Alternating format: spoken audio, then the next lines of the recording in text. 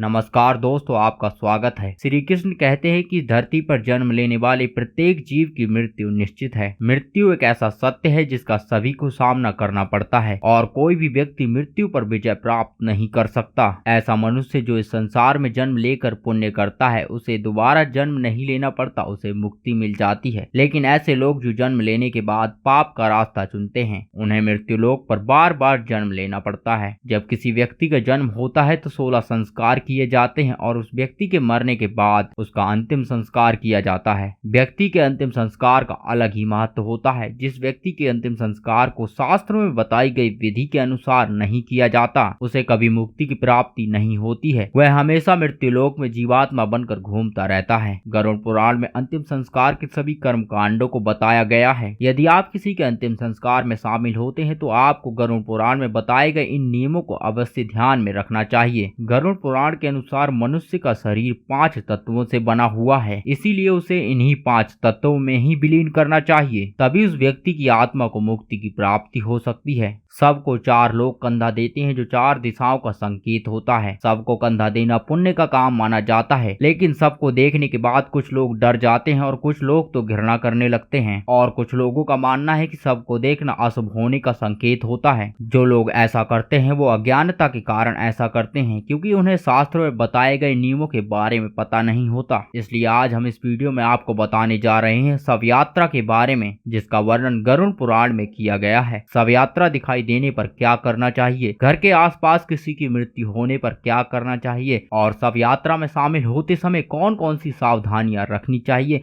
और कौन कौन से नियमों का पालन करना चाहिए। ऐसी ही बहुत सारी बातें हम आपको बताने जा रहे हैं, तो इस वीडियो को अंत तक जरूर देखें। बहुत सारे लोग शव यात्रा को देखने के बाद डर जाते हैं और वो सोचने लगते हैं कि वो जिस काम के लिए जा रहे हैं वह काम अब पूरा नहीं होने वाला, और कुछ लोग शव यात्रा को देखना बुरा संकेत मानते हैं और घर जाकर स्नान करने लगते हैं। लेकिन हम आपको बता दें कि गरुड़ पुराण के अनुसार शव यात्रा को देखना बुरा संकेत नहीं बल्कि अच्छा संकेत माना गया है। शव यात्रा को देखने के बाद हमें यह सीख मिलती है कि व्यक्ति अमीर हो या गरीब, उसका अंतिम सफर शमशान में ही होता है और इसे मोक्ष का मार्ग माना जाता है और इसी मार्ग से मनुष्य ईश्वर के पास पहुंच जाता है। आत्मा का मिलन परमात्मा से होता है, तो ऐसे में कैसे ये शव यात्रा अशुभ हो सकती है, बल्कि यह शुभ मानी जाती है। इसलिए आपको अगर शव यात्रा दिखाई दे तो बिल्कुल भी डरना नहीं चाहिए और इसे अशुभ संकेत समझकर इसकी तरफ पीठ भी नहीं करनी चाहिए, बल्कि अपने मन में ईश्वर का ध्यान करते हुए उस मृतक की आत्मा की शांति के लिए प्रार्थना करनी चाहिए और साथ ही राम नाम का जाप करना चाहिए। अगर आप किसी काम के लिए जा रहे हैं और आपको रास्ते में शव यात्रा दिखाई दे,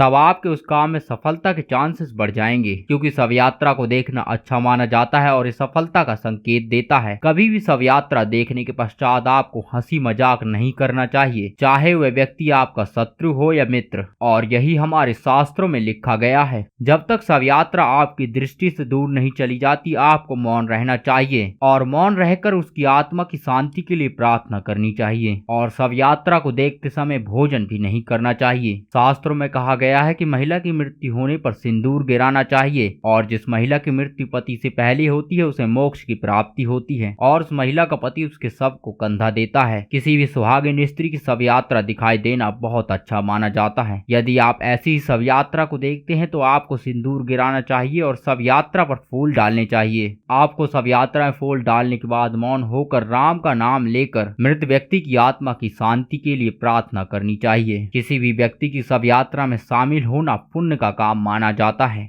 मृत व्यक्ति के शव को कंधा देना एक अच्छा काम माना गया है, लेकिन शव यात्रा में शव को कंधा देते समय कुछ बातें ध्यान में रखनी चाहिए, अन्यथा शव यात्रा को कंधा देने वाला व्यक्ति पाप का भागी बन सकता है। भगवान श्री कृष्ण कहते हैं कि शव की यात्रा प्रारंभ करने से पहले शव के हाथ पैर बांध देने चाहिए। सबको अकेला नहीं छोड़ना चाहिए। यदि सबको अकेला छोड़ दिया जाए तो दुष्योनियों के स्पर्श से उसकी दुर्गति होती है। यदि गांव में किसी की मृत्यु होती है तो व्यक्तियों को अपनी इच्छा अनुसार भोजन नहीं करना चाहिए और ऐसा माना जाता है जो व्यक्ति ऐसा करते हैं उनका भोजन मांस और रक्त के समान हो जाता है। यदि किसी के घर के आसपास मृत्यु हो जाती है तो उसका अंतिम संस्कार होने से पहले स्त्री के साथ संभोग नहीं करना चाहिए और यदि कोई व्यक्ति ब्रह्मचर्य का पालन कर रहा है तो उसे कभी भी शव यात्रा को कंधा नहीं देना चाहिए। अगर वह व्यक्ति शव यात्रा को कंधा देता है तो उसका ब्रह्मचर्य नष्ट हो जाता है। ब्रह्मचारी व्यक्ति केवल अपने माता पिता और अपने गुरु के शव को ही कंधा दे सकता है। दूसरों के शव को कंधा देने पर उसका ब्रह्मचर्य टूट जाता है। मृत्यु के बाद शव यात्रा के समय शव के बारे में बुरा नहीं बोलना चाहिए। बस ईश्वर का ध्यान लगाकर मृत व्यक्ति की आत्मा की शांति के लिए ईश्वर से प्रार्थना करनी चाहिए। व्यक्ति की मृत्यु के बाद उसे वापस आने के लिए नहीं कहना चाहिए, क्योंकि मृत्यु के बाद व्यक्ति की आत्मा परमात्मा से मिलने जा रही होती है और ऐसे में आप अगर उसे बुलाते हैं तो वह प्रेत रूप में आपके पास आ सकता है और प्रेत आत्मा अपने ही लोगों को दुख पहुंचाना शुरू कर देती है। और शमशान से लौटते समय आपको कभी भी पीछे मुड़कर नहीं देखना चाहिए। जैसे ही कोई व्यक्ति शमशान से लौटता है उसे शमशान से आने के बाद तुरंत स्नान करना चाहिए। जो व्यक्ति शव यात्रा में शामिल होते हैं उनके लिए 2 दिन का सूतक लग जाता है और जिनके घर में मृत्यु होती है उनके लिए सूतक काल 12 दिनों का होता है और साथ ही जो व्यक्ति सबको कंधा देते हैं उनके लिए 1 सप्ताह तक सूतक काल रहता है और ऐसे में कभी भी कोई शुभ कार्य प्रारंभ नहीं करना चाहिए। सूतक काल समाप्त होने के बाद ही आप शुभ कार्य को प्रारंभ कर सकते हैं। दोस्तों, हमें उम्मीद है कि आपको ये जानकारी अच्छी लगी होगी। अगर ये जानकारी आपको अच्छी लगी तो वीडियो को लाइक करें और चैनल पर पहली बार आए हैं तो चैनल को सब्सक्राइब करके बेल आइकन दबा लें। चलिए हम मिलते हैं आपको किसी ऐसी ही और इंटरेस्टिंग वीडियो में।